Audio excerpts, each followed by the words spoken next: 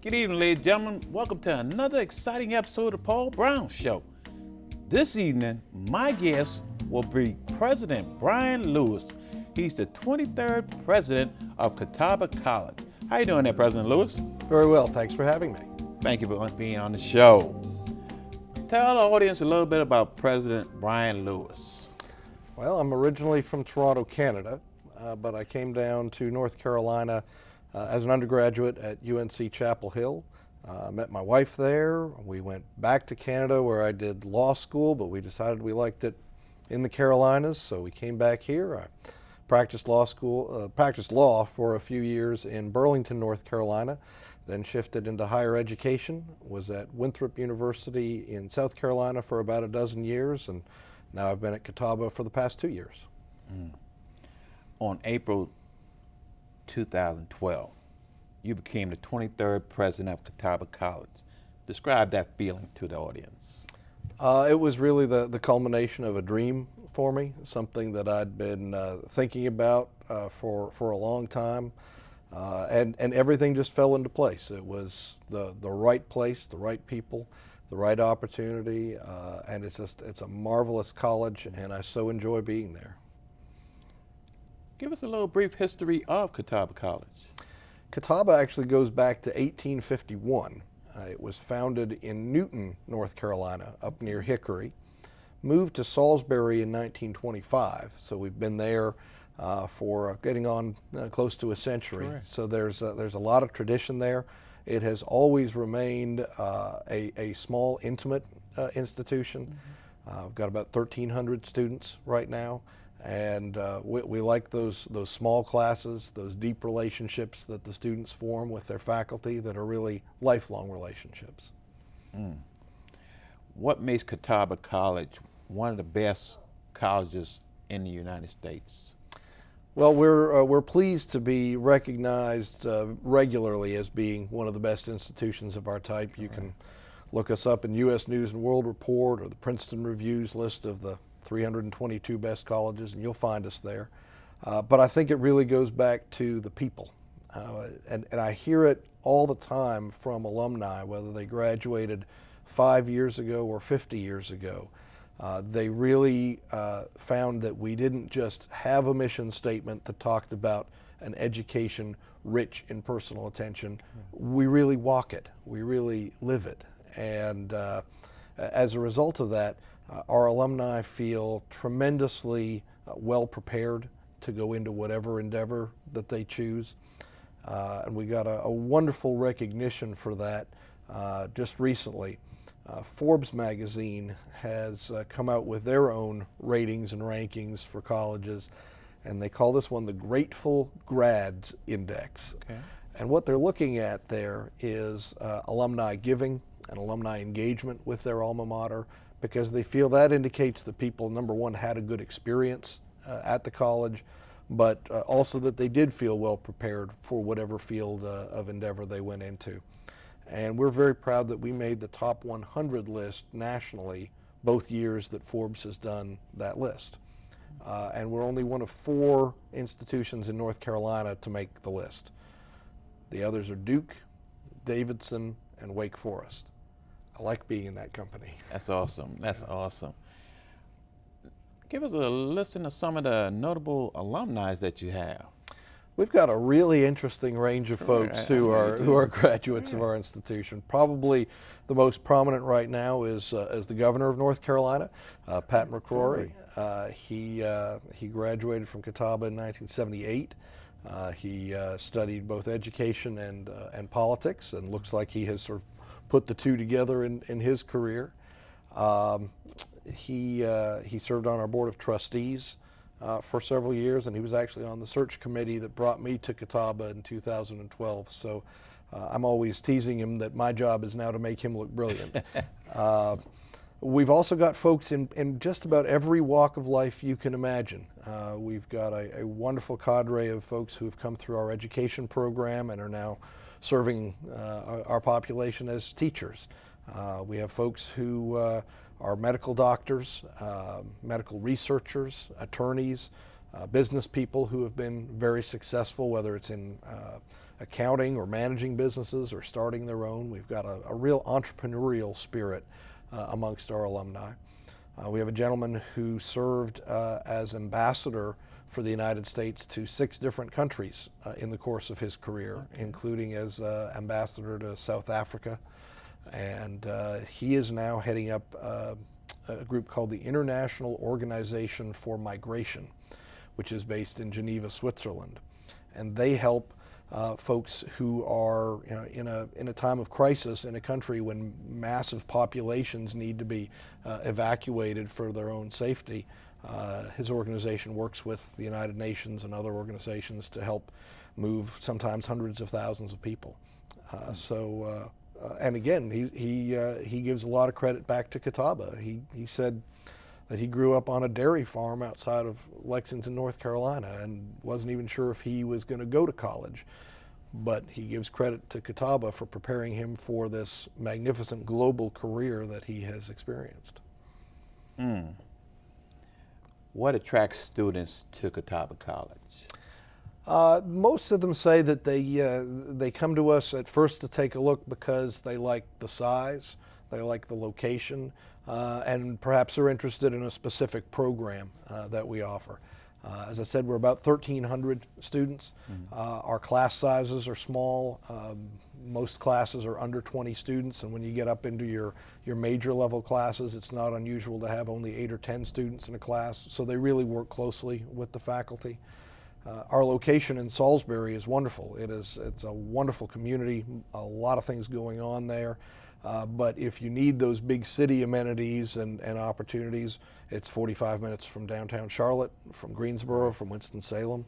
And then there's those specific programs that I mentioned. Although we're a small institution, we have the range of programs that you would normally find at a much larger university. So we have some unique programs in things like environmental sciences and sustainable business. We have one of only a dozen popular music programs in the country.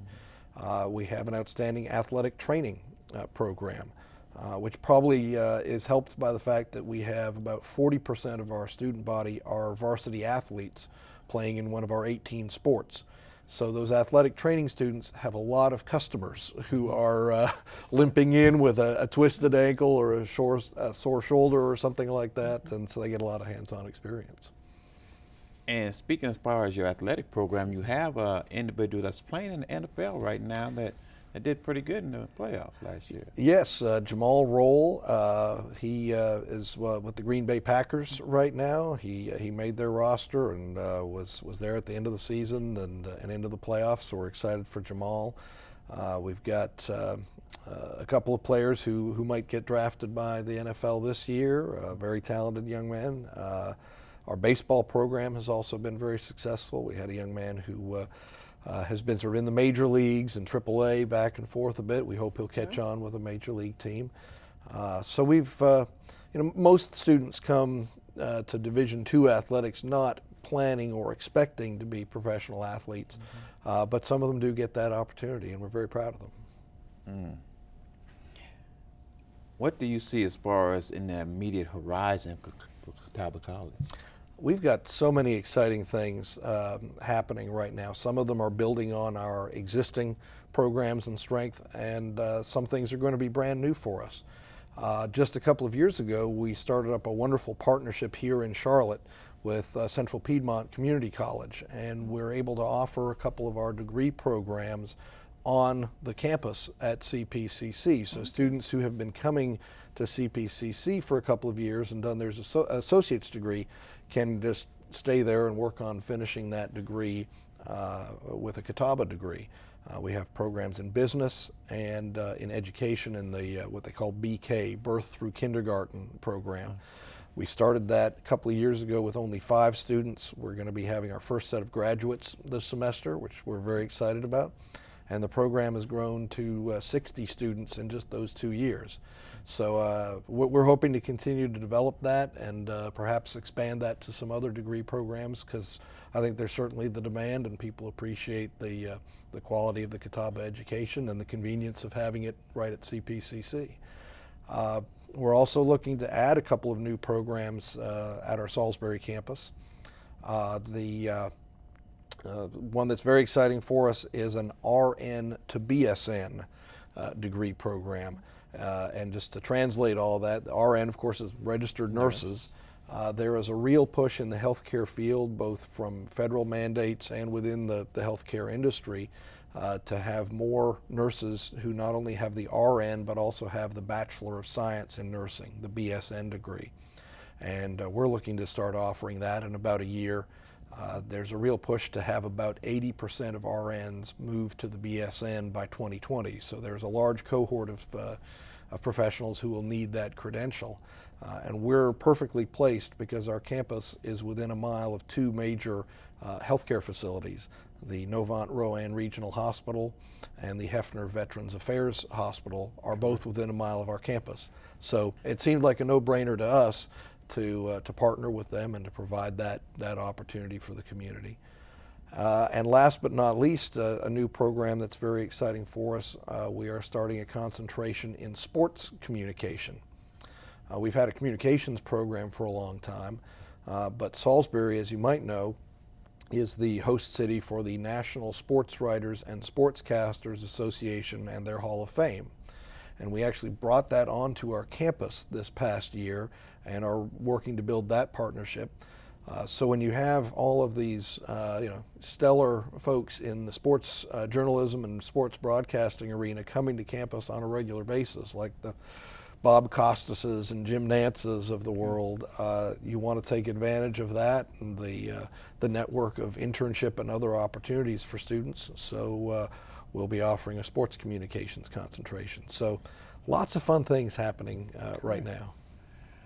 With all those things that's happening at Catawba College, what do you feel, why isn't there as much publicity provided to your institution? Well, that's a good question. I'd lived in either North or South Carolina for most of the last 25 years, Yes, but before I started looking at the opportunity to become the president of the college, I really didn't know very much about Catawba.